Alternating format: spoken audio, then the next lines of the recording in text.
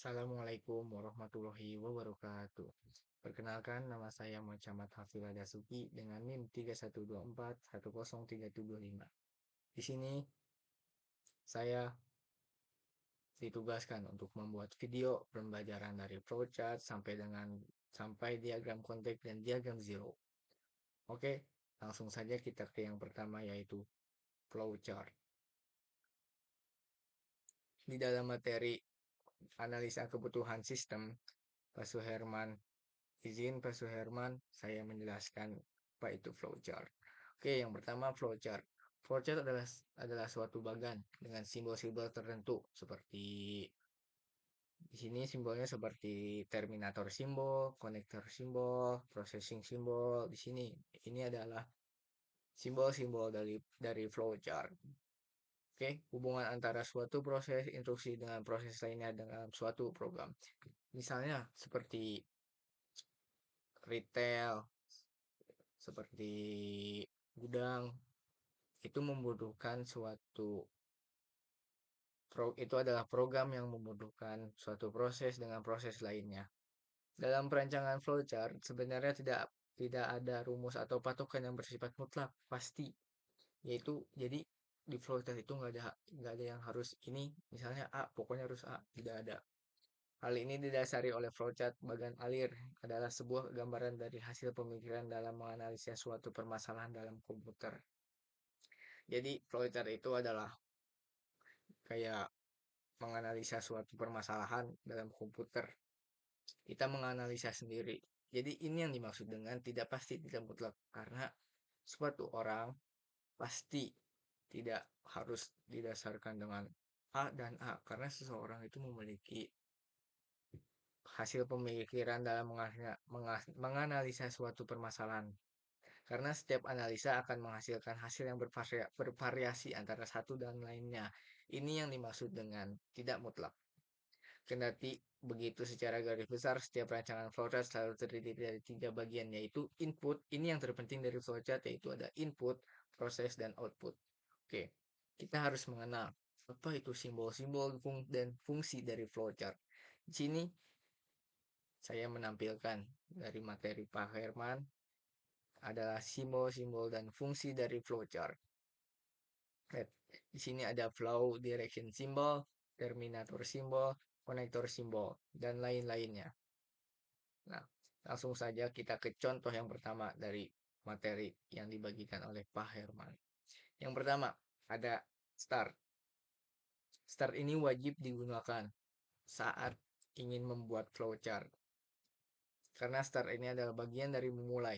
Kita lihat dari terminator simbol, yaitu simbol untuk permulaan, start atau akhir stop dari kegiatan. Jadi, kalau kita ingin membuat suatu flowchart, itu wajib yang harus ada namanya ini terminator simbol. Karena memulai harus pakai ini dan mengakhiri harus juga pakai ini. Start, lalu yang lanjut kedua mengecek persediaan di gudang. Kita lihat simbol tersebut. Nah, simbol di sini simbol manual operation, simbol yang menunjukkan pengolahan yang tidak dilakukan oleh komputer. Jadi, simbol ini dilakukan oleh manual secara kita langsung, bukan secara elektronik menggunakan komputer menggunakan komputer seperti itu. Karena mengecek gudang itu harus langsung biar pasti. Jadi kita harus mengecek langsung. Lanjut yang kedua, masih sama simbolnya, membuat laporan permintaan pembelian barang. Kita membuatnya dulu, langsung minta. Langsung saja, karena simbol ini kita sudah tahu artinya, kita lanjut ke simbol yang tersebut. Yang ketiga, simbol dokumen. Simbol dokumen bergambar seperti ini. Simbol dokumen yang menyatakan input berasal dari dokumen dalam bentuk kertas atau output dicetak kertas. Dokumen itu harus diinput secara kertas supaya nyata bentuknya, supaya emang nyata bahwa ini adalah dokumen yang dicetak kayak dari PDF, dicetak, di print. Nah, simbolnya seperti ini. Mungkin kita lihat di gambar yang lain. Kita lihat contoh flowchart.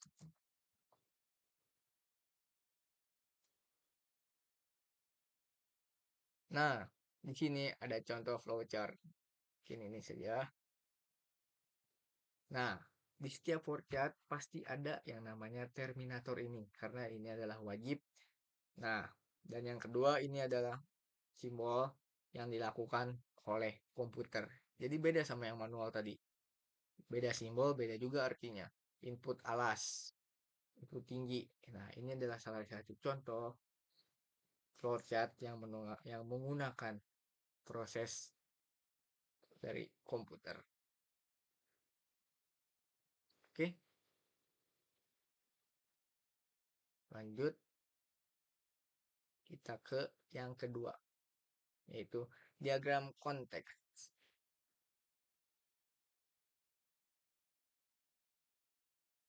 Diagram konteks. Oke, ini adalah diagram konteks.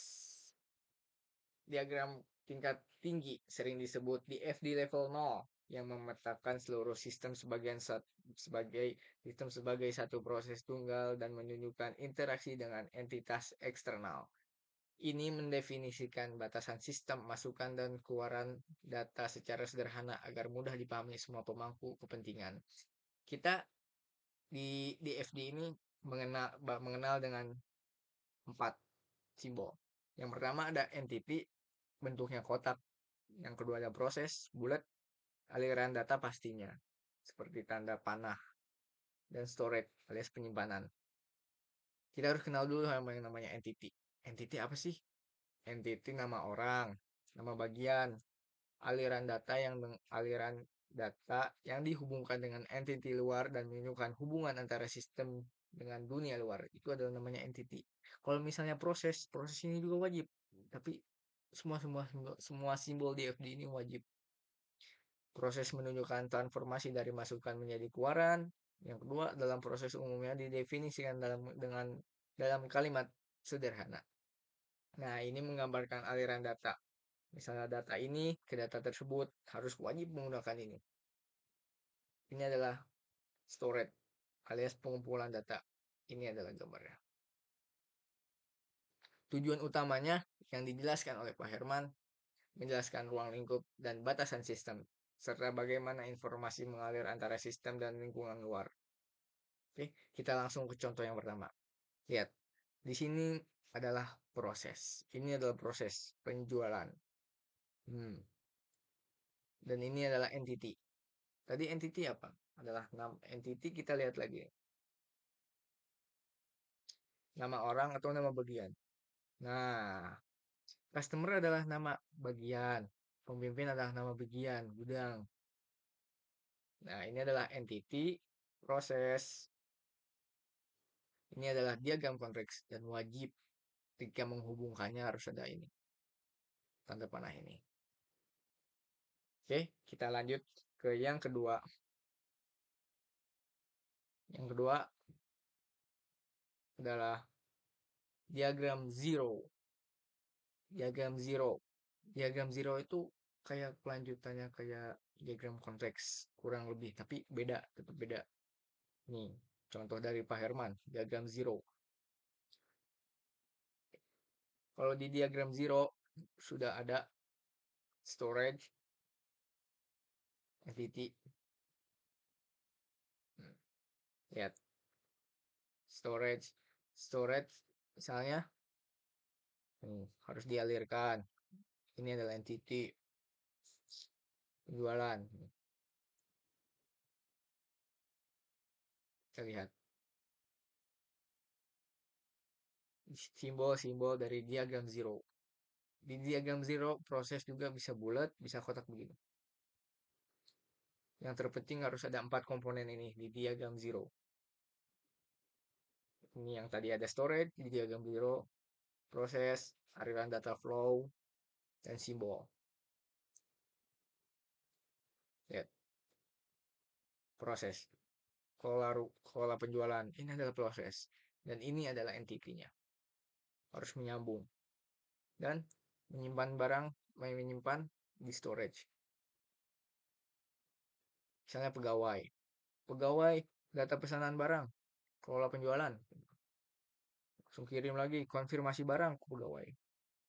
Data barang beli, masuk lagi. Data barang yang terjual, tadi yang dibeli ini masuk ke storage, ke penyimpanan penjualan. Ini yang contoh yang satu, proses pertama. Dan proses kedua, kelola barang. Data barang tersedia, siap bagian gudang. Udah siap, data barang kosong. Masuk juga prosesnya ke bagian gudang. Ntar di bagian gudang mengkonfirmasi kalau misalnya ada data barang masuk proses.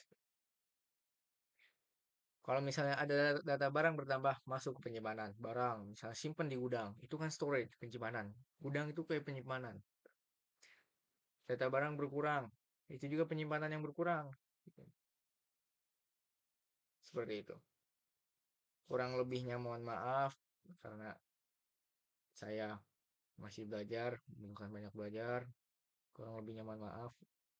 Sekian dari saya, Muhammad Hafizah Syukri. Wassalamualaikum warahmatullahi wabarakatuh.